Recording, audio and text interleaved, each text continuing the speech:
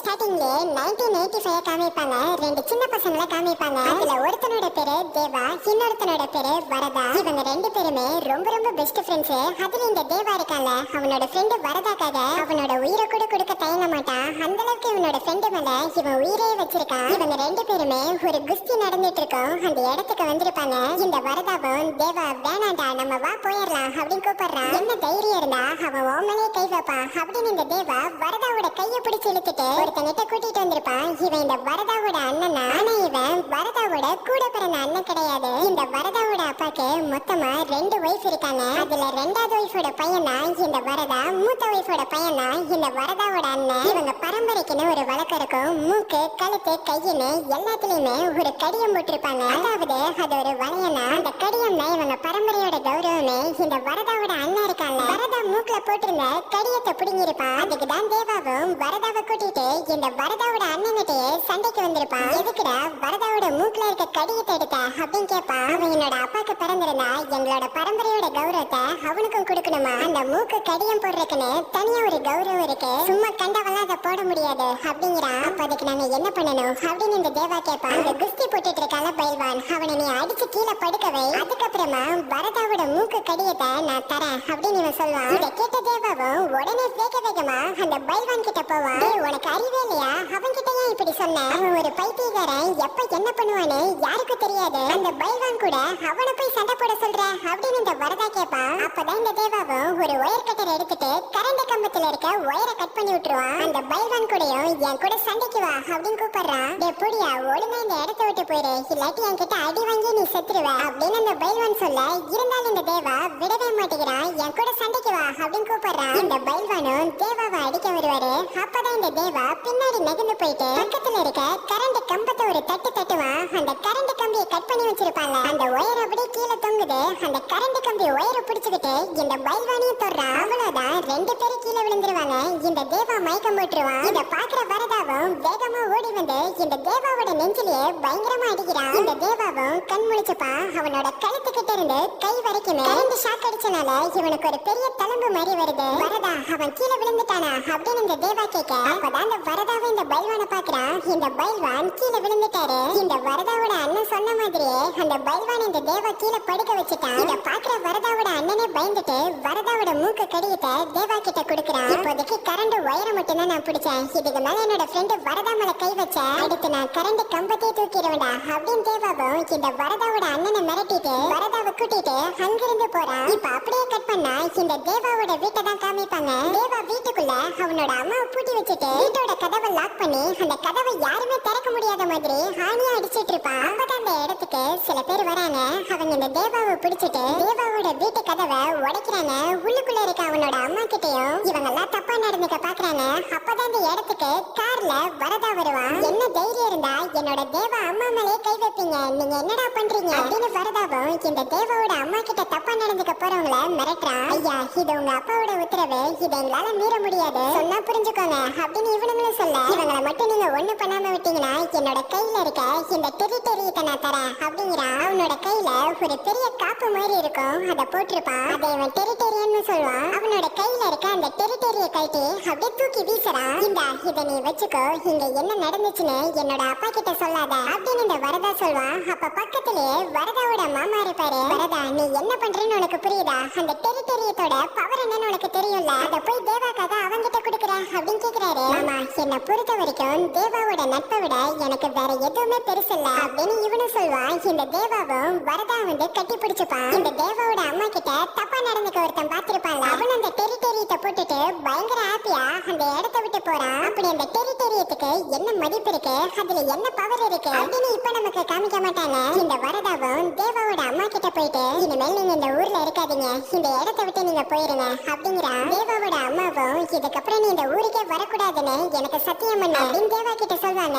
தேவாவும் அவனோட அம்மாக்கு சத்தியம் பண்ணிட்டு வரதா கிட்ட வந்து உனக்காக கடல்ல இருக்க எறாவாவும் இருப்பேன், சுறாவாவும் இருப்பேன், உனக்கு ஏதாவது பிரச்சனை வந்துச்சுன்னா அப்ப வந்து என்ன கூப்பிடுதா வரதா அப்படின்னு சொல்லிட்டு இந்த தேவாவும் வரதாவை பிரிஞ்சு அப்படியே சோகமா அந்த இடத்தை விட்டு போறான். வரதாவோட மாமாவும் உனக்கு நான் சின்ன வயசுல ஒரு கதை சொல்லுவாங்கல்ல, பாரசீக ஆழ்மை கொண்ட சுல்தானோட கதை. அந்த சுல்தானே அவருக்கு எவ்வளவு பெரிய பிரச்சனை வந்தாலும் அவர் கூடயே இருக்க பலமான படைகள் கிட்ட அதை பத்தி சொல்ல சொல்ல மாட்டாரு. ஆனா அந்த பிரச்சனைய அவரோட நெருங்கிய நண்பன் ஒருத்தங்கிட்ட சொல்வாரு. ஏன்னா சுல்தானுக்கு தேவையான எல்லாத்தையுமே அவன் தான் கொண்டு வருவான். அது மட்டும் இல்லாம தேவையில்லாத எல்லாத்தையுமே ஒட்டு மொத்தமா அழிச்சிருவான். அவனோட பேர் என்னன்னு உனக்கு ஞாபகம் இருக்கா அப்படின்னு கேக்குறாரு. இந்த வரதாவும் மாமா அவனோட பேரு சலார் அப்படிங்கிறாரு. என்னோட சலார் தேவாதா மாமா அப்படின்னு இந்த வரதாவும் சொல்ல, இப்ப அப்படியே கட் பண்ணா சில வருஷங்கள் கழிச்சு காமிப்பாங்க. 2017 காமிப்பாங்க. வெளிநாட்டுல இருக்க கிருஷ்ணகாந்த் அப்படின்னு ஒருத்தரை காமிப்பாங்க. அவருக்கு ஒரு பொண்ணு இருப்பாங்க. அந்த பொண்ணை எப்படியாவது கொலை பண்ணணும் அப்படின்னு ராதா அப்படின்னு ஒருத்தங்க வெறியோட இருப்பாங்க. இவங்களோட முகத்தை கூட சரியா காமிக்க மாட்டாங்க. ஒரு இருட்டான இடத்துல தலைமுடியெல்லாம் விரிச்சு போட்டுட்டு சேலையை வச்சு அவங்களோட முகத்தை மறைச்சிருப்பாங்க. இந்த ராதாக்கும் அந்த கிருஷ்ணகாந்துக்கும் ஏதோ ஒரு பெரிய பகை இருக்கு போல. அதுக்காக அவரோட பொண்ணை கொலை பண்ணணும் அப்படின்னு இவங்களும் வெறியோட இருப்பாங்க. இந்த ராதாவோட வீட்டுல வேலை செஞ்ச ஒரு வேலைக்காரி அவங்களோட பேரு கோமலாமா. அவங்கள இந்த ராதாவோட பவரை வச்சு ஒரு ஸ்டேட்டோட மினிஸ்டராவே மாத்திருப்பாங்க. இப்ப அந்த கிருஷ்ணகாந்தோட பொண்ணு அவங்களோட அப்பாக்கே தெரியாம இந்தியாவுக்கு வந்திருப்பாங்க.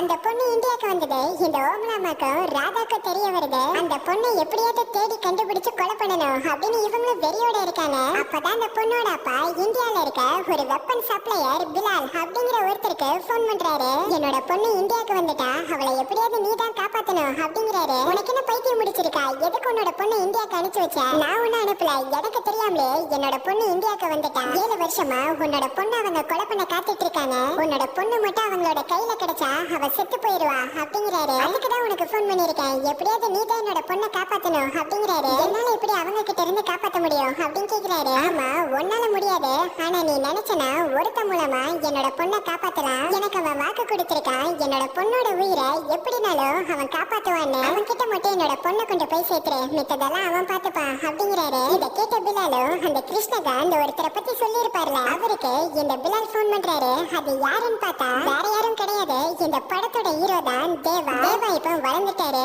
இவருக்கு தான் அந்த பிலால் போன் பண்ணி கிருஷ்ணகாந்தோட பொண்ணு இந்தியாவுக்கு வந்துட்டா, அவளை நம்ம தான் காப்பாத்தணும். இப்ப உன்னால வெளியே வர முடியாதுன்னு எனக்கு நல்லா தெரியும், ஆனா உன்னோட இடத்துக்கு அந்த பொண்ணை நான் கூட்டிட்டு வரேன் அப்படின்னு இந்த பிலால் சொல்லுவாரு. இத கேட்ட தேவாவும் சரிங்கிறாரு. இப்ப இந்தியால இருக்க ஏர்போர்ட்ல தான் கிருஷ்ணகாந்தோட பொண்ணு இருப்பாங்க. இந்த பிலாலும் கார்ல வச்சு அந்த பொண்ணை தூக்கிட்டு போயிருவாரு. அந்த ராதாவோட ஆளுங்க இருக்காங்கல்ல, அவங்களுமே இந்த பொண்ணை எப்படியாவது தூக்கிடணும் அப்படின்னு ட்ரை பண்ணுவாங்க. ஆனா அதுக்குள்ள இந்த பிலால் அந்த பொண்ணை தூக்கிட்டு போயிருவாரு. இந்த பொண்ணு தான் படத்தோட ஹீரோயின், இவங்க பேரு ஆடியா. இந்த பிலால் அந்த பொண்ணை தூக்கிட்டு, எதுக்கு நீ இந்தியா வந்த? உன்னோட உயிருக்கு ஆபத்து இருக்குல்ல, சரி பரவாயில்ல நீ வந்துட்ட, ஆனா இதுக்கப்புறமா நீ வெளியில தனியா இருக்க கூடாது. உன்னை நான் ஒருத்தங்கிட்ட கூட்டிட்டு போக போறேன், அவன் கிட்ட தான் நீ பாதுகாப்பா இருக்க முடியும். ஆனா அவனுக்கு ஒரு அம்மா இருக்காங்க, நீ அவன் கூட இருக்கணும்னா அவங்க தான் ஃபர்ஸ்ட் சம்மதிக்கணும். அவங்க கிட்ட போயிட்டு இந்த உண்மையெல்லாம் சொல்ல முடியாது, அவங்க கிட்ட நம்ம ஒரு பொய் சொல்லணும் அப்படிங்கிறாரு. இந்த தேவா இருக்கார்ல, அசாம்ல தன்சுகி அப்படிங்கிற ஒரு சின்ன கிராமத்துல இருப்பாரு. அங்க பக்கத்திலேயே ஒரு பெரிய கோல்டு மைன் இருக்கும், அங்கதான் இவரு வேலை பார்த்துட்டு இருப்பாரு. இந்த தேவாவோட அம்மாவும் அந்த ஊர்ல ஒரு பழைய ஸ்கூல் இருந்திருக்கும், அந்த ஸ்கூலை ரெனோவேட் பண்ணி படிக்காம அந்த கோல்டு மைனுக்கு வேலைக்கு போற சின்ன பசங்களை எல்லாம் கூப்பிட்டு அந்த ஸ்கூல்ல படிக்க வைப்பாங்க. கிட்டத்தட்ட அந்த ஸ்கூலோட ஹெட் மாஸ்டர் மாதிரி இவங்க. அதனால இந்த ஆடியாவை ஒரு இங்கிலீஷ் டீச்சர் அப்படின்னு போய் சொல்லி அந்த ஸ்கூல்ல சேர்த்து விட்டுறலாம் அப்படின்னு ஒரு பிளான் போட்டு கூட்டிட்டு வருவாங்க. தேவாவோட அம்மா கிட்டயும் இந்த பொண்ணு ஒரு இங்கிலீஷ் டீச்சர், இவங்களுக்கு நம்ம ஸ்கூல்லயே ஒரு டீச்சர் வேலை போட்டு கொடுக்கலாமா அப்படின்னு கேட்பாங்க. இத கேட்ட தேவா அம்மாவும் இந்த பொண்ணு ஒரு 3 நாள் டீச்சரா வேலை பார்க்கட்டும், பசங்களுக்கு இந்த பொண்ணு சொல்லி கொடுக்கிற பாடம் பிடிச்சிச்சுன்னா இந்த பொண்ணு நம்ம ஸ்கூல்ல டீச்சரா இருக்கட்டும், இல்லாட்டி 4வது நாள் அந்த பொண்ணு இந்த இடத்தை விட்டு போயிடணும் அப்படிம்பாங்க. இத கேட்ட ஆடியாவும் சரின்னு சொல்லுவாங்க. இப்ப இந்த ஆடியா தங்கருக்கு ஒரு இடமும் கொடுக்குறாங்க. இப்பத்துல இருந்து ஆடியா இந்த தேவாவோட பாதுகாப்புல இருப்பாங்க. இந்த தேவாவை பொறுத்த வரைக்கும் ஹாலிதான் பார்க்க பல்கா இருப்பாரு, ஆனா அவரு வேலை பார்க்கிற கோல்டு மைன்ல கூட யாராவது இவரை திட்டுனா எடுத்து கூட எதுவும் பேச மாட்டாரு. அந்த அளவுக்கு ரொம்ப அமைதியானவரு. சாப்பாட்டுல அப்படியே மிளகாத்தூளை தூவி நிறைய காரமா சாப்பிடுவாரு. இருந்தாலும் இவரு யாருக்கிட்டையும் கோவப்பட மாட்டாரு. இவருக்கு பெரிய ஆளுங்களாம் ஃப்ரெண்டா இருக்க மாட்டாங்க, சின்ன சின்ன குழந்தைங்க தான் இவரோட ஃப்ரெண்டு. அவங்க கூட சேர்ந்து இவரு குழந்தை மாதிரி கிரிக்கெட்லாம் விளையாண்டு இருப்பாரு. இப்ப அடுத்த நாள் ஆகுது, இந்த ஆடியாவும் ஸ்கூலுக்கு போய் டீச்சர் வேலை பார்க்கலாம் அப்படின்னு வந்திருப்பாங்க. ஆனா அங்க இருக்க பசங்க எல்லாம் சரியான வாழ பசங்க போல இந்த ஆடியாவை போட்டு பயங்கரமா டார்ச்சர் பண்றானுங்க. ஒவ்வொருத்தனும் வெளியே அங்கங்கன்னு ஓடிட்டே இருக்கானுங்க. இவங்களை போட்டு ஒரு வழியாக்கிடுவானுங்க. இப்ப நைட் ஆகுது. இந்த தேவாவும் வேலை முடிச்சிட்டு எப்பவுமே கரெக்டா 6 மணிக்கு வீட்டுக்கு வந்துருவாரு. ஆனா இன்னைக்குன்னு பார்த்து நைட்டு ரொம்ப நேரம் ஆயிடுச்சு, இன்னும் அவரு வீட்டுக்கு வரவே இல்ல. இந்த தேவாவோட அம்மாவும் ரொம்ப பயந்துருவாங்க. சரி நம்மளே கோல்டு மைன்ல போய் தேவாவை பாத்திரலாம் அப்படின்னு வீட்டை விட்டு வெளியே வருவாங்க. அப்பதான் இந்த தேவா வேலையெல்லாம் முடிச்சிட்டு அப்படியே லேட்டா வீட்டுக்கு வராரு. இந்த தேவாவோட அம்மாக்கு பயங்கரமா கோவம் வந்துரும். உன்கிட்ட நான் என்ன சொல்லியிருக்கேன், கரெக்டா 6 மணிக்கு வீட்டுக்கு வந்துடணும்னு சொல்லியிருக்கேன்ல, எதுக்கு இப்படி லேட் பண்ற அப்படின்னு பயங்கர கோவமா பேசி அழுகிற மாதிரி ஆயிருவாங்க. இந்த தேவாவும் இனிமேல் நான் லேட்டா வரமாட்டேமா அப்படிங்கிறாரு. எதுக்கு இந்த தேவாவோட அம்மா இந்த தேவாவை நினைச்சு இப்படி பயப்படுறாங்க அப்படின்னு ஒண்ணுமே புரியல. இந்த தேவாவும் கண்ணாடிக்கு முன்னாடி நின்னுட்டு அப்படியே கை கழுவிட்டு இருப்பாரு. திடீர்னு அவருக்கு பைப்பு குழாயில இருந்து ரத்தமா வர மாதிரி தோண ஆரம்பிக்கும். அப்ப இந்த ஆடியா வருவாங்க. இன்னும் நான் எத்தனை நாளைக்கு தான் இந்த ஊர்ல இருக்கிறது, நாளைக்கு நான் ஊருக்கு போய்க்கலாமா அப்படின்னு கேட்பாங்க. இன்னும் ஒரு நாள் மட்டும் எனக்காக வெயிட் பண்ணுங்க அப்படிங்கிறாரு. இப்ப அடுத்த நாள் ஆகுது. வழக்கம் போல அந்த ஸ்கூல்ல இருக்க பசங்க எல்லாம் இந்த ஆடியாவை போட்டு பயங்கரமா தொல்லை பண்ணிட்டு இருப்பானுங்க. இந்த ஆடியாக்கு பயங்கர கோவம் வந்துரும். அந்த பசங்க எல்லாம் போட்டு பயங்கரமா திட்டிட்டு இருப்பாங்க. இதை இந்த தேவாவோட அம்மா பாத்துருவாங்க. இப்போ உனக்கு பசங்களுக்கு பாடம் சொல்லி கொடுக்கற மூடு இல்ல போல, சரி நீ போய் ஸ்கூலுக்கு கொஞ்சம் லைட் எல்லாம் வாங்கணும், அதை போய் வாங்கிட்டு வா அப்படிம்பாங்க. இந்த ஆடியாவும் ஒரு மார்க்கெட்டுக்கு வந்து அந்த ஸ்கூலுக்கு தேவையான லைட் எல்லாம் வாங்கிட்டு போயிட்டு இருப்பாங்க. அப்ப அந்த ரோட்ல சில ரவுடி பசங்க இருப்பாங்க. இவனுங்க எல்லாம் ஆடியா கிட்ட ரொம்ப தப்பா நடந்துப்பாங்க. இந்த தேவாவும் பாப்பாரு. அண்ணா அந்த பொண்ணை விட்டுருங்கண்ணா அப்படிங்கிறாரு. என்னடா தேவா உனக்கு தான் கோவமே வராது, உனக்கு ஒருவேளை கோவம் வந்துச்சுன்னா முடிஞ்சா என்ன வந்து அடிடா அப்படின்னு அந்த ரவுடி சொல்லுவான். மறுபடியும் போய் இந்த ஆடியா கிட்ட தான் இவனும் தப்பா நடந்துக்க ட்ரை பண்ணுவான். இத பாக்குற தேவாக்கும் செம கோவம் வருது. இருந்தாலும் இவரு ஒண்ணுமே பண்ண மாட்டாரு. பக்கத்துல இருக்க அந்த கம்பத்தை மட்டும் புடிச்சிட்டு நின்னுட்டு இருப்பாரு. அந்த இடத்துக்கு ஒரு போலீஸ் ஜீப் வருது. இத பாக்குற இந்த ரவுடி பசங்க எல்லாம் இந்த ஆடியாவை எதுவும் பண்ணாம அந்த இடத்த விட்டு ஓடிடுவானுங்க. இந்த ஆடியாவும் தேவா வந்து எந்த ஒரு ஹெல்ப்பும் பண்ணல அப்படின்னு முறைச்சிட்டே போயிடுவாங்க. ஆனா இப்ப இந்த தேவா பாத்தீங்கன்னா பக்கத்துல இவரு கம்பத்தை பிடிச்சிருப்பாருல, அந்த கம்பத்துல இருந்து கையெடுப்பாரு. இவர் அந்த கம்பத்தை பிடிச்சு அழுத்தின கையச்சே பாத்தீங்கன்னா அந்த கம்பத்துல இருக்கு. அந்த அளவுக்கு இவருக்கு கோவம் வரும் அப்படின்னு காமிக்கிறாங்க. இப்ப இந்த தேவாவோட வீட்டுக்கு அவரோட ஃப்ரெண்ட்ஸான அந்த குட்டி பசங்க எல்லாம் பாத்தீங்கன்னா வருவாங்க. அதுல ஒரு சின்ன பொண்ணுக்கு பர்த்டேவாமா. அந்த பொண்ணு கேக்க தூக்கிட்டு வந்துட்டு தேவா இந்த கேக்க நீ வெட்டு அப்படிங்கிறாங்க. தேவாவும் இந்த கேக்க நான் வெட்டக்கூடாது, உனக்கு தானே பிறந்த நாள், நீ தான் வெட்டணும் அப்படிங்கிறாரு. இல்ல எனக்கு நீ தான் வெட்டணும் அப்படின்னு அந்த சின்ன பொண்ணு அடம்பிடிக்க ஆரம்பிக்கிறாங்க. சரி பரவாயில்லன்னு இந்த தேவாவும் அந்த கேக்க வெட்டலான்னு வருவாரு. அப்பதான் இத பாக்குற தேவாவோட அம்மா தேவான்னு கத்திட்டே வருவாங்க. என்ன பண்ற தேவா, அத அம்மா கிட்ட கொடுத்துரு அப்படின்னு கேட்பாங்க. இந்த தேவா அந்த கேக் வெட்டுறக்கு கையில ஒரு பிளாஸ்டிக் கத்தி வச்சிருப்பாரு. அந்த கத்தியை இவரு கையில வச்சிருக்கிறத பார்த்துட்டு இந்த தேவாவோட அம்மா பயந்துருவாங்க. இந்த தேவாவும் இன்னாங்கம்மா அப்படின்னு அந்த பிளாஸ்டிக் கத்தியை கொடுத்துருவாரு. எதுக்கு இந்த தேவாவோட அம்மா தேவா இப்படி கையில பிளாஸ்டிக் கத்தி வச்சிருக்கிறத பார்த்து கூட பயப்படுறாங்க அப்படின்னு ஒண்ணும் புரியல. இப்ப இந்த ஆடியாவும் ஸ்கூலுக்கு வந்திருப்பாங்க. இந்த தேவாக்கு மதியம் சாப்பாடு கொண்டு போய் கொடுக்கணுமாமா. இந்த ஆடியோ நான் வேணா தேவா கொண்டு போய் சாப்பாடு கொடுத்துட்டு வந்துடுறேன் அப்படின்னு அந்த சாப்பாடு எடுத்துட்டு இப்ப தேவாவை பார்க்க அந்த கோல்டு மைனுக்கு வந்திருப்பாங்க. அப்பதான் அந்த இடத்துல இந்த ஆடிக்கிட்ட சில ரவுடி பசங்க எல்லாம் தப்பா நடந்துக்க ட்ரை பண்ணுவாங்கல்ல, அவனுங்க எல்லாம் அங்கதான் இருக்கானுங்க. இப்பதான் ஒரு விஷயம் தெரிய வருது, இவனுங்க எல்லாம் அந்த ஓமலாமாவோட ஆளுங்க அப்படின்னு. அந்த ஓமலாமாக்கும் ராதாக்கும் இந்தியா முழுக்கவே ஒவ்வொரு ஸ்டேட்லயும் இந்த மாதிரி நிறைய ரவுடிங்களை தெரியும். சொல்ல போனா இந்த ரவுடிங்க எல்லாருமே அவங்களோட ஆட்கள் தான். இந்த பொண்ணை மட்டும் எங்க பார்த்தாலும் நீங்க தூக்கிடுங்க அப்படின்னு ஒரு மெசேஜ் வருது. இத பாக்குற இவனுங்களும் ஸ்ட்ரெயிட்டா ஆடிக்கிட்ட போயிட்டு அவங்க கூட ஒரு செல்ஃபி எடுத்துட்டு வாமா நம்ம போலாம் அப்படின்னு இந்த ஆடியோட கைய பிடிச்சு இவங்க பாட்டு கூட்டு போயிட்டு இருக்காங்க. அப்பதான் அந்த இடத்துக்கு தேவாவோட அம்மாவும் வருவாங்க. இந்த ஆடி ஏதோ மிளகாத்தூளை மறந்து வச்சுட்டு வந்துட்டாங்களாமா. மிளகாத்தூள் இருந்தாதான் இந்த தேவா சாப்பிடுவாருன்னு அதை கொண்டு வந்திருப்பாங்க. அப்பதான் இவங்களும் அந்த ஆடி இவனுங்க கூட்டிட்டு போறத பாக்குறாங்க. அந்த கோல்டு மைன்ல வேலை செய்வாங்கல்ல அவங்க எல்லாருக்கிட்டையும் அந்த பொண்ணை யாராவது காப்பாத்துங்களேன், அந்த பொண்ணை அவனுங்க எப்படி கூட்டிட்டு போறானுங்க பாருங்க, இங்க இருக்கவங்களா ஆம்பளைங்க தானே, அந்த பொண்ணை போய் காப்பாத்துங்க அப்படிங்கிறாங்க. அப்பதான் அங்க வேலை செய்யறவங்களும் ஏன் நாங்க மட்டும் தான் ஆம்பளையா, உன்னோட பையன் நாங்க தான் நின்னுட்டு இருக்கான், அவனும் ஆம்பளை தானே, அவனை போய் காப்பாத்த சொல்லு அப்படிங்கிறாங்க. அப்பதான் இந்த பிலாலும் தேவாவோட அம்மா கிட்ட அந்த பொண்ணை காப்பாத்தணும்னா அது ஒருத்தரால தான் முடியும் அப்படின்னு உங்களுக்கு தெரியும், அது யாருன்னு உங்களுக்கு தெரியும், அவனை மட்டும் போக சொன்னீங்கன்னா அவன் போய் அந்த பொண்ணை காப்பாத்துவான் அப்படிங்கிறாரு. இந்த தேவாவும் பாத்தீங்கன்னா அப்படியே கைய முறுக்குவாரு அந்த பொண்ணை காப்பாத்தலாம் அப்படின்னு. ஆனா இந்த தேவாவோட அம்மா இவர்கிட்ட ஒரு சத்தியம் வாங்கியிருப்பாங்க, எதுக்காகவும் எந்த காரணத்துக்காகவும் யாரையும் நீ அடிக்கவோ கொலை பண்ணவோ கூடாது அப்படின்னு ஒரு சத்தியம் வாங்கியிருப்பாங்க போல. அதனாலே இந்த தேவா யாரையும் அடிக்க மாட்டாரு. அப்பதான் இந்த தேவாவோட அம்மா பாத்தீங்கன்னா நான் நான் உன்கிட்ட சத்தியம் வாங்கினேன். இப்ப இந்த சத்தியத்தை நானே மீற சொல்றேன். அவனுங்களை அடிச்சு போட்டு அந்த பொண்ணை காப்பாத்து அப்படிங்கிறாங்க. இதை கேட்ட உடனேயுமே தேவாவும் பாத்தீங்கன்னா அங்க இருக்க எல்லாத்தையுமே போட்டு அடிக்க ஆரம்பிப்பாரு. ஒருத்த விடாம எல்லாத்தையும் மட்டும் அடிச்சு தம்சம் பண்ணிடுவாரு. இந்த ஆடியாவையும் காப்பாத்துவாரு. இந்த தேவாவோட அம்மாவும் எதுக்காக உன்னை அவனுங்க தூக்கிட்டு போக பார்த்தானுங்க அப்படின்னு கேக்குறாங்க. அப்ப இந்த பிலாலும் நடந்த உண்மையெல்லாம் சொல்றாரு. அப்ப அதை கேட்ட தேவாவோட அம்மாக்கு கோவம் வந்துருது. அப்ப இந்த பொண்ணு உண்மையாலே இங்கிலீஷ் டீச்சர்லாம் கிடையாது, என்கிட்ட போய் சொல்லிருக்கீங்க. இந்த பொண்ணுக்காக என்னோட பையனோட உயிர் போக நான் விரும்பல. எனக்கு என்னோட பையனா முக்கியம். இந்த ஊர்லயாவது நாங்க நிம்மதியா இருக்கலாம் தான் வந்தோம். ஆனா இங்கேயும் எங்களை நிம்மதியா இருக்க விடாம பண்ணிட்டீங்களே அப்படின்னு சொல்லிட்டு தேவா மறுபடியும் அம்மாக்கு சத்தியம் பண்ணி கொடு, நம்ம இந்த ஊரை விட்டு போகலாம் அப்படிம்பாங்க. இந்த தேவாவும் மறுபடியும் இவரோட அம்மாக்கு சத்தியம் பண்ண இப்ப இந்த ஆடியாவையும் பிலாலையும் விட்டுட்டு இந்த தேவா அவரோட அம்மாவை மட்டும் கூட்டிட்டு இந்த ஊரை காலி பண்ணி போறாரு. இப்ப ஒரு ட்ரக்க காமிப்பாங்க. அந்த ட்ரக்குக்குள்ள நிறைய கொக்கைனா வச்சு கடத்தி கொண்டு போயிட்டு இருப்பாங்க. அந்த ட்ரக்ல இருக்க பெட்டில ஃபுல்லாவே ஒரு சீல் இருக்கும். அந்த சீலை எந்த போலீஸ் ஆபீசர் பார்த்தாலும் ரொம்ப பயப்படுவாங்க. அந்த சீலை நேவி போலீஸ் பார்த்தா கூட ரொம்ப பயப்படுவாங்க. அந்த கொக்கைன் கொண்டு போற ட்ரக்க யாருமே பிடிக்க மாட்டாங்க. இது வரைக்கும் இந்த சீல் இருக்கிற ட்ரக்க யாருமே தடுத்து நிறுத்தினது இல்ல, அதை யாரும் தடுத்து நிறுத்தவும் முடியாது. அப்படி அந்த சீல்ல என்னதான் இருக்கு, இந்த கொக்கைன்லாம் என்ன நாட்டுக்கு போக போகுது அப்படின்னு ஒண்ணும் தெரியல. இப்ப இந்த ஆடியும் பிலாலையும் பாத்தீங்கன்னா அந்த ஓமலாமாவோட ஆட்கள் வந்து பிடிச்சு கூட்டிட்டு போயிருவாங்க. இந்த ஆடியோட கையிலயும் அந்த ட்ரக்ல எல்லாம் ஒரு சீல் வச்சிருப்பாங்கல்ல, அதே மாதிரியான ஒரு சீலை இவங்களோட கையில வைக்கிறாங்க. அதுக்கப்புறமா அதே ட்ரக்குக்குள்ள இவங்களை தூக்கி போட்டுட்டு அந்த ஓமலாமா ராதா அவங்க இருக்கிற இடத்துக்கு இவங்களை கூட்டிட்டு வந்துட்டு இருப்பாங்க. இதெல்லாம் கார்ல போயிட்டு இருக்க இந்த தேவாவோட அம்மாவும் பாப்பாங்க. அவங்களுக்குமே அந்த பொண்ணை நம்ம தனியா விட்டுட்டு வந்துட்டோம் அப்படின்னு ஒரு மாதிரி இருக்கு. அதனால அவங்களோட பையன்கிட்டயும் தேவா அந்த பொண்ணை போய் நீ காப்பாத்து அப்படிங்கிறாங்க. இதை கேட்ட தேவாவும் உடனே அவரோட காரை நிறுத்திட்டு அவரோட கார்ல இருந்து ஏகப்பட்ட கன்ஸ் எடுப்பாரு. இவர் ஒரு மலைக்கு மேலதான் இருப்பாரு. அங்கிருந்து கீழே பார்த்தா இந்த ஆடியா போயிட்டு இருக்க அந்த கொக்கைன் இருக்க ட்ரக் போயிட்டு இருக்கும். இவரு கன்னு மிசைல் அதெல்லாம் எடுத்துட்டு அந்த ட்ரக்கை பார்த்து ஷூட் பண்ண ஆரம்பிப்பாரு. அந்த ட்ரக்லயே ஒரு மிசைல் படுது. அப்படி அந்த ட்ரக் கீழே சரிஞ்சிரும். இதெல்லாம் சிசிடிவி கேமரால அந்த ஓமலாமாவும் ராதாவும் பாப்பாங்க. இந்த தேவாவையும் இந்த ராதா பாப்பாங்க. 7 வருஷமா அந்த பொண்ணுக்காக நான் காத்திருக்கல, இவனுக்காக தான் காத்திருந்தேன் அப்படின்னு சொல்லிட்டு இவங்களோட முகத்தை மூடி இருந்த அந்த சாலை எடுப்பாங்க. அப்பதான் இவங்களோட முகமே இந்த படத்துல நல்லா தெளிவா காமிப்பாங்க.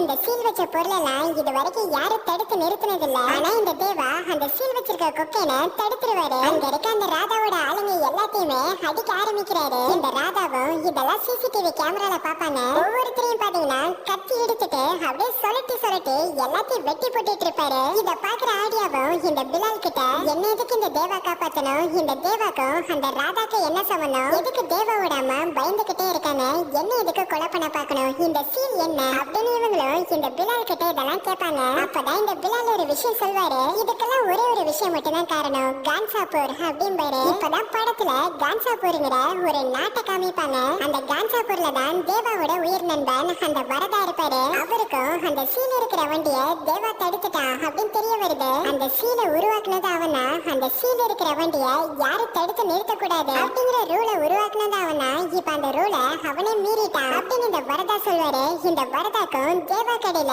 ஏதோ ஒரு மிகப்பெரிய பகை இருக்கிற மாதிரி காமிப்பாங்க. 2 பேரும் ஒரு காலத்துல உயிர் நண்பர்களா தான் இருந்தாங்க. ஆனா அவங்களுக்குள்ள ஏற்பட்ட ஒரு பகனால கான்சாப்பூரோட தலையெழுத்தே மாறிடுச்சு அப்படின்னு இந்த பிலால் சொல்வாரு. இந்த தேவாவும் அங்க இருக்க எல்லாத்தையுமே அடிச்சு கொலை பண்ணிடுவாரு. அப்படி அந்த வரதாக்கு தேவாக்கு இடையில என்ன சண்டை தான் நடந்துச்சு, அந்த கான்சாப்பூருங்கிற நாடு என்னது அப்படின்னு இந்த ஆடியோ கேட்பாங்க. இந்த பிலால அதை பத்தி சொல்றாரு. இப்ப இது எல்லாமே படத்துல ஒரு பிளாஷ்பேக்கா வரும். கான்சாப்பூருங்கிற நாடு பல 100 வருஷங்களுக்கு முன்னாடியே உருவானது. கடலுக்கு மலைக்கு இடையில இருக்க நாடு தான் இந்த கான்சாப்பூர். இந்த கான்சாப்பூர்ல மொத்தமா 3 ஆதிக்குடி வம்சங்கள் இருந்தாங்க. ஃபர்ஸ்ட் மன்னார் வம்சம், அடுத்து சௌரயங்கா வம்சம், அடுத்து கனியர் வம்சம்னு மொத்தமா இந்த மாதிரி ஒரு 3 வம்சங்கள் இருந்தாங்க. இந்த கான்சாப்பூரை என்ன நினைச்சாலும் எந்த நாட்டாலையும் போர் தொடுத்து ஜெயிக்கவும் முடியாது. அந்த அளவுக்கு பவர்ஃபுல்லான மக்கள் அந்த கான்சாப்பூர்ல இருந்தாங்க. 1947ல இந்தியாவுக்கு சுதந்திரம் கிடைச்சதுக்கு அப்புறமா இந்த கான்சாப்பூரை இந்தியா கூட சேர்க்கலாமா வேணாமா அப்படின்னு யோசிச்சுட்டு இருந்தாங்க. அப்பதான் அந்த கான்சாப்பூரோட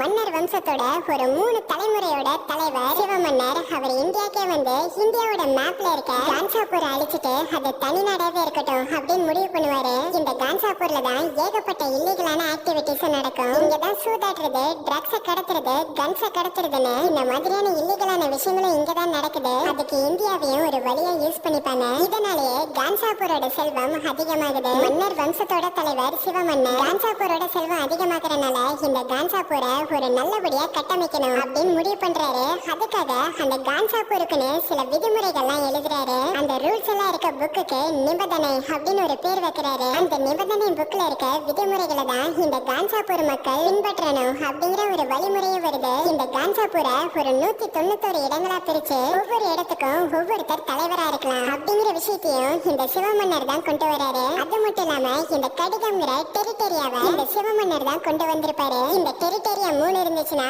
அவங்க கான்சாபூரோட காப்பாளர்களா இருக்கலாம். அதே 5 இருந்துச்சுன்னா அவங்க கான்சாபூரோட துரைகளா இருக்கலாம். அதே 15 இருந்துச்சுன்னா அவங்க இந்த கான்சாபூரோட கர்த்தாவா மாறலாம் அப்படின்னு சொல்றாரு. இதை நம்ம இப்படி கூட புரிஞ்சுக்கலாம். கர்த்தானா அந்த கான்சாபூரோட ராஜா மாதிரியும், துரைகள்னா அந்த கான்சாபூரோட மந்திரிகள் மாதிரியும், காப்பாளர்கள்னா அந்த நாட்டோட படை வீரர்கள் அந்த மாதிரி கூட புரிஞ்சுக்கலாம். இந்த சிவமன்னர் கிட்ட தான் அந்த 15 டெரிட்டரியா இருந்திருக்கும். அதனால இவரு அந்த கான்சாபூரோட ராஜாவா அதாவது கர்த்தாவா மாறி இருப்பாரு. இதெல்லாம் நடந்து சில வருஷம் கழிச்சு 1985ல அந்த சிவமன்னர் இறந்து போறாரு. அவருக்கு அப்புறமா அந்த 15 டெரிட்டரியா இருக்கிற சௌரியங்க வம்சத்தோட தலைவர் இந்த கான்சாபூரோட கர்த்தாவா மாறலாம் அப்படின்னு இருந்திருப்பாரு. ஆனா இது சிவமன்னரோட மகன் ராஜமன்னர். அவருக்கு இது சுத்தமா பிடிக்காது. தன்னோட அப்பாக்கு அப்புறமா தன்னை அடுத்த கர்த்தாவா இருக்கணும் அப்படின்னு நினைப்பாரு. அதுக்காக வேண்டி இந்த சௌரியங்கிற இந்த மொத்த வம்சத்தையுமே அழிச்சிடலாம் அப்படின்னு யோசிக்கிறாரு.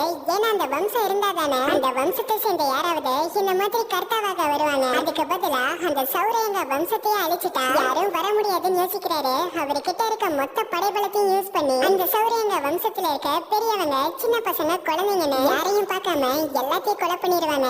இப்படி அந்த மொத்த சௌரியங்க வம்சத்தையும் இந்த ராஜமன்னர் அழிக்கிறாரு. அதுக்கப்புறமா இவரு அந்த கான்சாபூரோட கர்த்தாவா மாறுறாரு. இந்த கான்சாபூரோட துறைகளா வாலி, குரு, சீகா, ரங்கா, அதுக்கப்புறம் அவரோட முதல் மனைவியோட அண்ணன் ஹோம், அவரோட மருமகன் மரவா, அவரோட முதல் மனைவியோட மகன் ருத்ரா, அவரோட முதல் மனைவியோட மகள் அந்த ராதானு மொத்தமா 8 பேரை இந்த கான்சாபூரோட துறைகளா கொண்டு வராரு. இந்த ராஜமன்னரோட பொண்ணு தான் இந்த ராதா. அது மட்டும் இல்லாம இந்த ரங்கா இருக்கார்ல, இவரோட அப்பாக்கு தான் வரதா ஃபர்ஸ்ட் சீன்ல தேவாவோட அம்மாக்காக அந்த டெரிட்டரியாவை கொடுத்திருப்பாரு. ரங்காவோட அப்பா கிட்ட அந்த டெரிட்டரியா இருந்தனால அது இவர்கிட்ட வந்திருக்கு. அந்த டெரிட்டரியா இவர்கிட்ட இருந்தனாலதான் இப்ப இவரு துரையாவும் இருக்காரு. இந்த ராஜமன்னர் கான்சாபூருக்குன்னு ஒரு மிகப்பெரிய படைபலத்தையே உருவாக்கி இருப்பாரு. பெரிய பெரிய செவர்களை கட்டி இந்த கான்சாபூருக்குன்னு ஏகப்பட்ட சோல்ஜர்ஸை வச்சிருப்பாரு. அப்பதான் இந்த ராஜமன்னர் திடீர்னு இந்த கான்சாபூரை விட்டு நான் போக போறேன், கொஞ்ச நாள் இந்த கான்சாபூரை விட்டு வெளியே போய் நான் தங்க போறேன், எனக்கு ஒரு முக்கியமான வேலை இருக்கு அப்படின்னு சொல்லுவாரு. அப்பதான் இவரோட துரைகள்ல ஒருத்தரான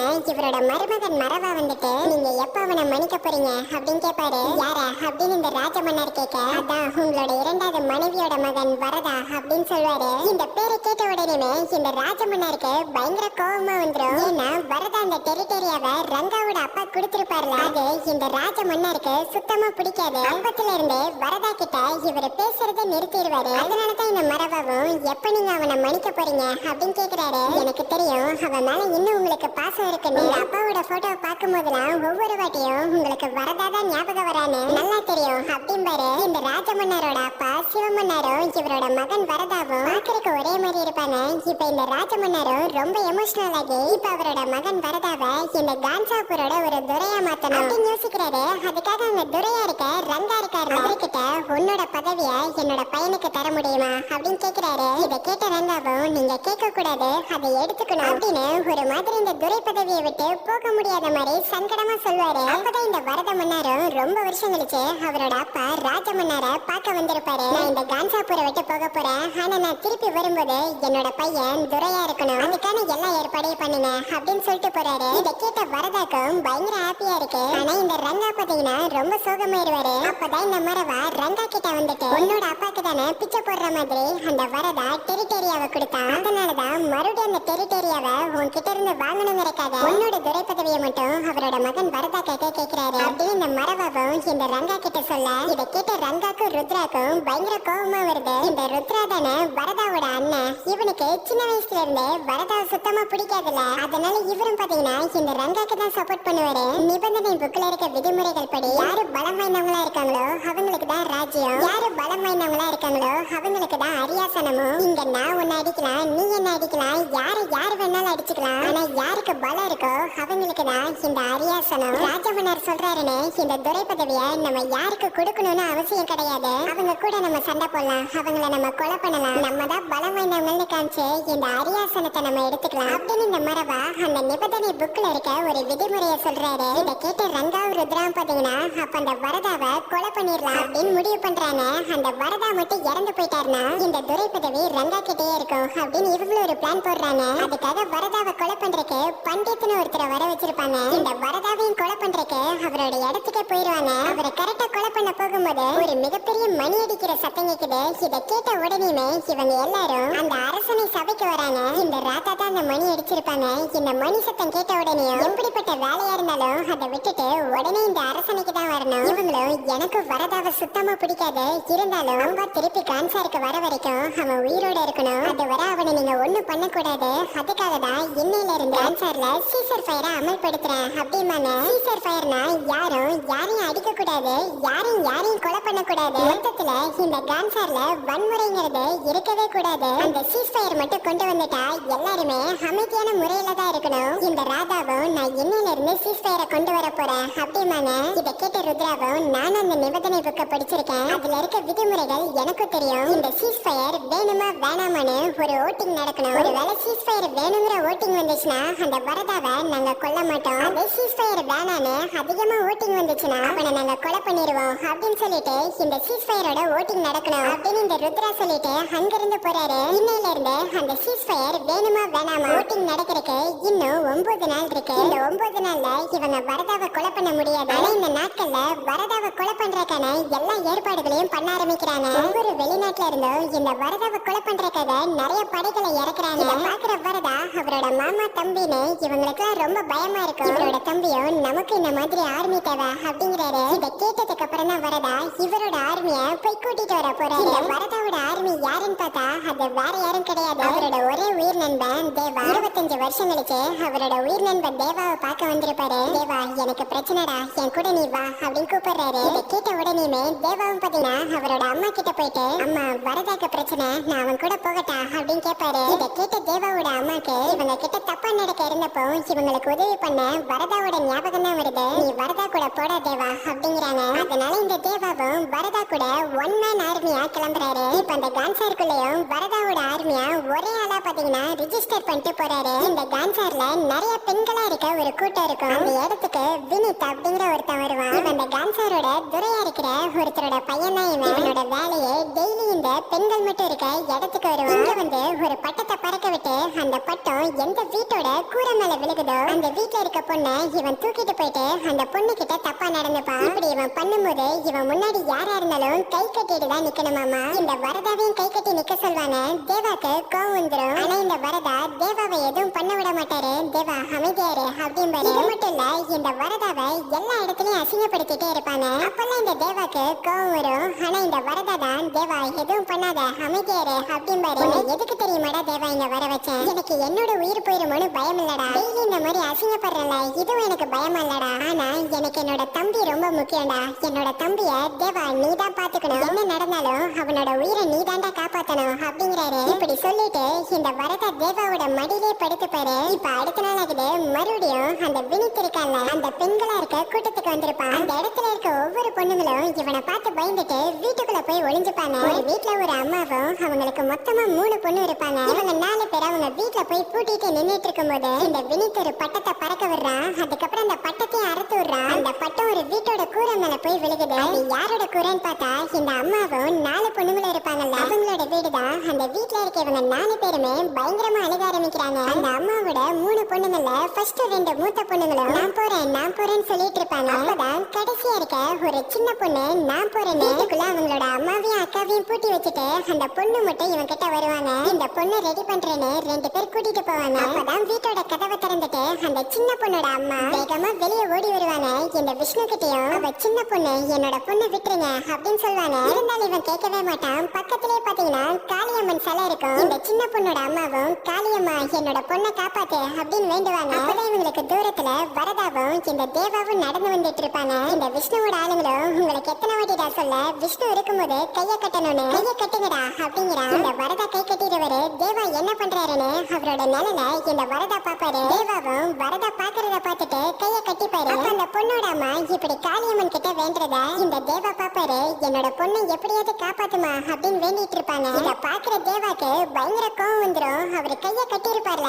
அந்த கைய அப்படியே எடுத்துட்டு காளி கிட்ட இப்படி வேண்டக்கூடாது, நல்லா குழுகுழுன்னு இருக்க ஒரு ஆட்டை வாங்கி அந்த ஆட்டோட தலையில தண்ணிய ஊத்தி மஞ்சள் குங்குமம் தடவி அதோட கழுத்துல ஒரு மாலையை போட்டு அதுக்கப்புறமா அது குழுங்க ஆடும்போது அதோட தலையை வெட்டணும். அப்பதான் காளியம்மா நமக்கு என்ன விடுமோ அதை நடத்துவா அப்படிங்கிறாரு. இவர் எப்படி அந்த ஆட்டை சொல்லி இருப்பாரு அதே மாதிரிதான் அந்த வினித்தும் கழுத்துல ஒரு மாலையை போட்டுட்டு டான்ஸ் ஆடிட்டு இருப்பான். இந்த தேவாவும் போயிட்டு அந்த வினித்தை அடிக்க ஆரம்பிக்கிறாரு. பக்கத்துல இருக்க 2 ராடு கம்பி எடுத்து அங்க இருக்க வினித்தோட ஆளுங்களெல்லாம் மொத்தமா நிக்க வச்சு அப்படியே ஒரு சொருகி அந்த 2 கம்பியை திருப்புவாரு. இவருக்கு பின்னாடி அவனுங்க 2 கையில வச்சிருந்த அருவாளை வந்து நிக்குது. இந்த சீன் படத்துல உண்மையிலேயும் செம கூஸ் பம்ஸா இருக்கும். அதுக்கப்புறமா இந்த வினித் இருக்கான இவனையுமே அந்த காளியம்மன் கிட்ட இருக்க ஒரு சூடாயுதத்தை எடுத்து இந்த தேவா அவனோட கழுத்திலே ஒரு சொருகி அவனை அங்கேயே தொங்க விட்டுருவாரு. அந்த சின்ன பொண்ணையும் இந்த பொண்ணுங்க எல்லாத்தையும் காப்பாத்துறாரு. இப்ப இந்த விஷயம் கான்சார்ல இருக்க எல்லாத்துக்கும் விஷ்ணுவோட அப்பா அந்த துரை இருக்கார்ல அவருக்கு தெரிய வருது. இந்த வேதாவையும் வரதாவையும் கைது பண்ணிடுவாங்க. அந்த 2 பேத்துல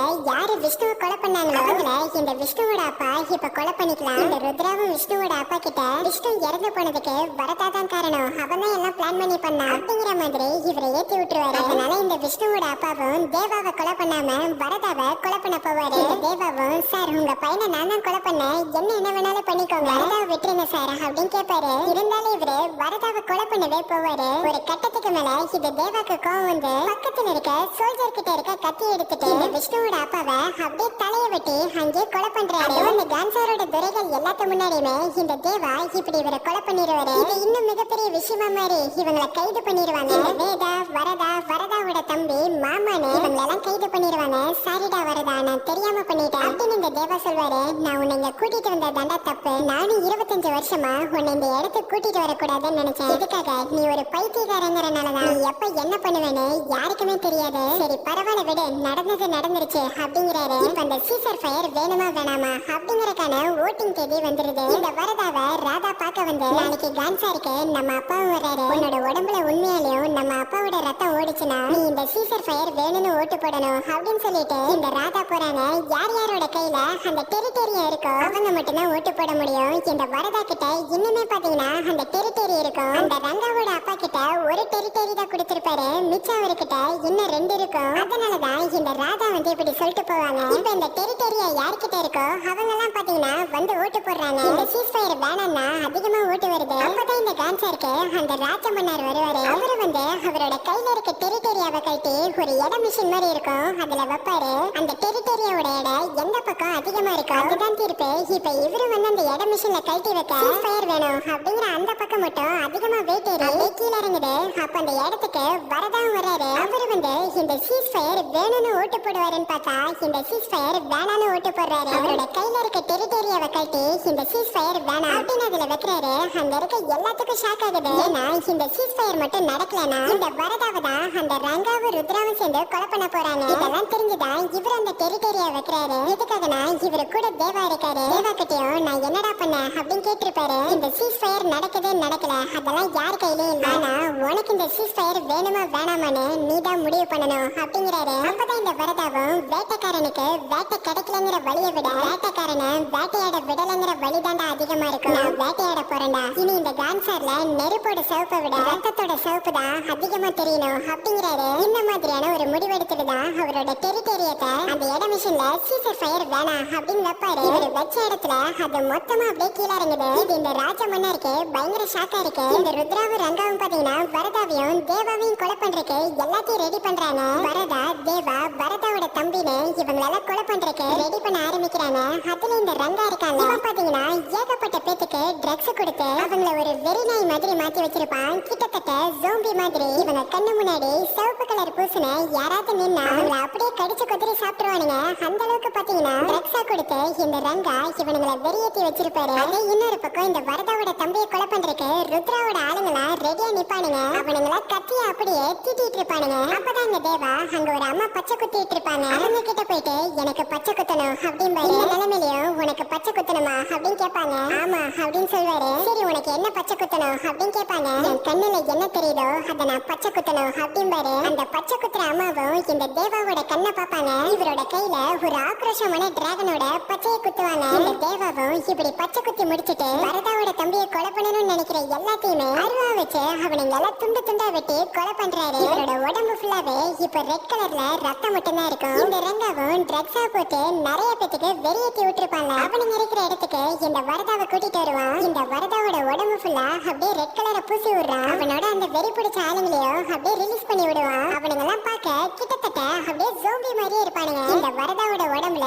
சிவப்பு கலர்ல இருக்கிறத பார்த்துட்டு இவர் அப்படியே பாத்தீங்கன்னா கடிக்கிறதுக்கு ஒவ்வொருத்தனும் ஓடி வருவான். இந்த வரதாவும் வெறும் கையாலேயே அவனுங்க எல்லாத்தையும் அடிச்சு போட்டுட்டு இருப்பாரு. ஆனா ஒரு கட்டத்துக்கு மேல இவரால அவனுங்களை தாக்கு பிடிக்க முடியாது. பக்கத்துல இருக்க ஒரு இரும்பு கதவு எடுத்து அதை வச்சு மறைச்சிட்டு இருப்பாரு. அப்பதான் அந்த இடத்துக்கு இந்த வரதாவோட உடம்புல இருக்க சிவப்பை விட இவரோட உடம்பு ஃபுல்லா ரத்தமா இந்த தேவா வந்து நிப்பாரு. இவரோட உடம்புல இருக்க அந்த சிவப்பு கலரை பார்த்துட்டு அந்த வெறி பிடிச்சவனுங்களா இப்ப தேவா கிட்ட வருவாங்க. இந்த தேவா கத்தியை வச்சுட்டு அவனுங்க எல்லாம் அப்படியே வெட்டுறாரு. இந்த வரதாவும் தேவாவும் ஒன்னா சேர்ந்து அவனுங்க எல்லாத்தையுமே துவம்சம் பண்றாங்க. அதே இன்னொரு பக்கம் அந்த ருத்ரா இருக்காருல அவரோட மாமா பார்க்க போயிருப்பாரு. அவர்கிட்ட நம்ம ரெண்டு பேரும் ஒன்னா சேர்ந்து இந்த கான்சாரை நம்ம எடுத்துக்கலாம் அப்படிங்கிறாரு. அதே இன்னொரு பக்கம் இந்த ராஜமன்னர் இருக்காருல நான் எதுக்காக கான்சாரை விட்டு போனேன்னு தெரியுமா அப்படின்னு அவரோட பொண்ணு கிட்ட பேசிட்டு இருப்பாரு. இந்த இடத்துல எவனோ ஒருத்தன் நம்மளை விட அதிகமான வெப்பன்ஸ் வாங்கியிருக்கான். அதை பத்தி தெரிஞ்சுக்கிறதுக்காக தான் நான் வெளியே போனேன் அப்படின்பாரு. அப்படி யார் அந்த வெப்பன்ஸ்ல அதிகமா வாங்கியிருக்கா அப்படின்னு பார்த்தா அந்த 8 துரைகள் இருப்பாங்கல்ல அதுல வாலின்னு ஒருத்தர் இருப்பார்ல அவரு தான் பாத்தீங்கன்னா இந்த சீஸ் ஃபயர் ஒரு நாள் கேன்சல் ஆகும். அன்னைக்கு இந்த கான்சாரை நம்ம எடுத்துக்கலான்னு இவரு ஏகப்பட்ட வெப்பன்ஸா வாங்கி வச்சிருப்பாரு. இன்னொரு பக்கம் இந்த ராஜ மன்னாரோட மருமகன் மரவா இருக்காருல அவரை காமிப்பாங்க. இப்பதான் இந்த படத்துல ஒரு முக்கியமான ட்விஸ்ட் ரிவீல் ஆகும். இந்த மரவா இருக்காருல இவரு இந்த மன்னார் வம்சமே கிடையாது. இவரு அந்த ராஜ மன்னார் மொத்தமா ஒரு வம்சத்தை அழிச்சிருப்பார்ல சௌரியங்க வம்சம்னு அந்த வம்சத்தை சேர்ந்தவர் தான் இந்த மரவா. அந்த சௌரியங்க வம்சத்தை மொத்தமா எல்லாரும் அழிக்கும் போது அந்த வம்சத்துல இருக்க சில பெற்றோர்கள் அவங்களோட குழந்தைங்களை மட்டும் ஒரு பெரிய பாதாள மாதிரி இருக்கும் அந்த இடத்துல வச்சு பூட்டி வச்சிருப்பாங்க. ஏன்னா அவங்கள அது உயிரோட தப்பிக்கட்டும் அப்படின்னு நினைச்சிருப்பாங்க. அதுல தப்பிச்சவர் தான் இந்த மரவாவும். இன்னும் அவரோட அந்த சௌரியங்க வம்சத்துல இருக்க ஏகப்பட்ட மக்கள் உயிரோட இருக்கிற மாதிரி காமிப்பாங்க. அவங்க எல்லாருமே இந்த ராஜ மன்னரையும் அந்த மன்னர் வம்சத்தையும் அழிக்கணும்னு ஒரு முடிவோட இருப்பாங்க. இந்த மரவாவும் அவரோட உடம்பு ஃபுல்லாவே அப்படியே பச்சை கலர்ல ஒண்ணு தடவிப்பாரு. இந்த கான்சாரை எப்படியாவது கைப்பற்றணும் அப்படின்னு இந்த சௌரியங்க வம்சமும் நினைக்கிறாங்க. இது இந்த ராஜ மன்னருக்கு தெரியும். இவருக்கு ஒரு பயம் இருந்திருக்கும். கண்டிப்பா அந்த சௌரியங்க வம்சத்துல இருந்து எல்லாத்தையும் அழிக்க முடியாது. யாராவது ஒருத்தனாவது கண்டிப்பா தப்பிச்சு போயிடுவான். அதனாலதான் இவரு இந்த கான்சாபூர்ல இவ்வளவு பெரிய செவர்களையும் இத்தனை படைகளையும் வச்சிருப்பாரு. எதுக்காகனா இவருக்கு ஒண்ணு ஆக கூடாது அப்படிங்கறதுக்காக. அது மட்டும் இல்லாம இப்ப படத்துல இன்னொரு மிகப்பெரிய ட்விஸ்ட் ரிவீல் ஆகும். இந்த தேவா இருக்கார்ல இவருமே அந்த சௌரியங்க வம்சத்தை சேர்ந்தவர் தான் அப்படின்னு இந்த வரதாவரோட கையில இருக்க டெரிட்டரிக்கு தூக்கி வீசிட்டு தேவாவோட அம்மாவையும் தேவாவையும் ஒரு வாட்டி காப்பாத்தி இருப்பார்ல. அது எப்ப தெரியுமா அந்த சௌரியங்க வம்சத்தை இந்த ராஜமன்னார் ஒட்டுமொத்தமா அழிக்க சொல்லியிருப்பார்ல. அப்பதான் இந்த தேவாவோட ஃபேமிலியும் சௌரியங்க வம்சத்தை சேர்ந்தவங்க தான் அப்படிங்கிற காரணத்துக்காக தான் அந்த ரங்காவோட அப்பா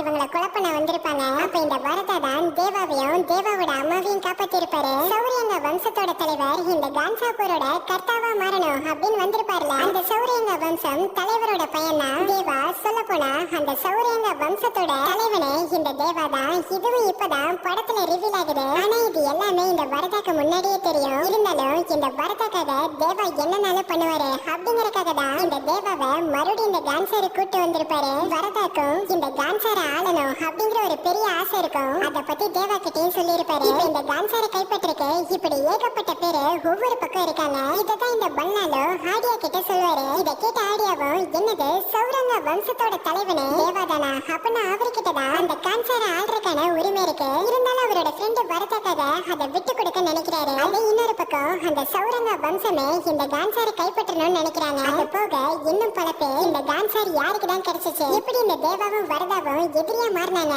அப்படின்னு கேட்பாங்க. ஆனா இதுக்கான எல்லா பதிலுமே சலார் பார்ட் சௌரங்க பருவம் அதுலதான் தெரிய வரும். இதோட இந்த சலார் பார்ட் 1 சீஸ் ஃபயர் அப்படிங்கிற படம் முடியுது. இந்த படம் எப்படி இருந்துச்சு அப்படின்னு கமெண்ட் செக்ஷன்ல கமெண்ட் பண்ணுங்க. வீடியோ பிடிச்சிருந்தா லைக் பண்ணுங்க, ஷேர் பண்ணுங்க, கமெண்ட் பண்ணுங்க. அப்படியே நம்ம சேனலை சப்ஸ்கிரைப் பண்ணாதவங்க சப்ஸ்கிரைப் பண்ணிக்கோங்க. பக்கத்துல இருக்க பெல் ஐகானையும் கிளிக் பண்ணிக்கோங்க. அப்பதான் நம்ம சேனலோட ஒவ்வொரு வீடியோவும் நோட்டிபிகேஷன்ல வரும். ஓகே ஃப்ரெண்ட்ஸ், பை மீட் ஒரு நல்ல வீடியோல உங்களை நான் சந்திக்கிறேன்.